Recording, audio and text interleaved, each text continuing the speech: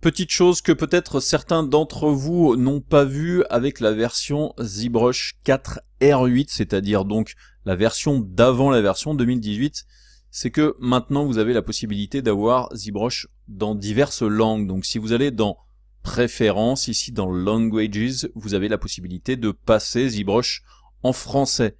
Alors je vous avouerai que moi ça fait presque 15 ans maintenant que j'utilise ZBrush et du coup le passer en français, pour moi ça n'a pas tellement d'intérêt. Donc vous voyez que là tous les menus sont en français, les options sont en français, peu importe en gros le menu dans lequel vous allez aller, vous allez effectivement retrouver des petites choses en français. Donc si clairement vous voulez passer en mode français, eh bien c'est assez simple, il suffit donc d'aller dans Préférences, de choisir français. Pour les besoins du tuto et en règle générale effectivement plutôt pour les utilisateurs avancés, moi je vais rester vraiment dans de l'anglais, tout simplement parce que c'est une habitude à prendre quand on travaille en règle générale dans le monde de la 3D, dans le monde du cinéma d'animation ou des effets spéciaux. La plupart du temps on bosse dans des sociétés de production dans lesquelles les logiciels sont installés en anglais, donc ça peut être une bonne habitude, même si on n'est pas très fort en anglais, de rester en anglais.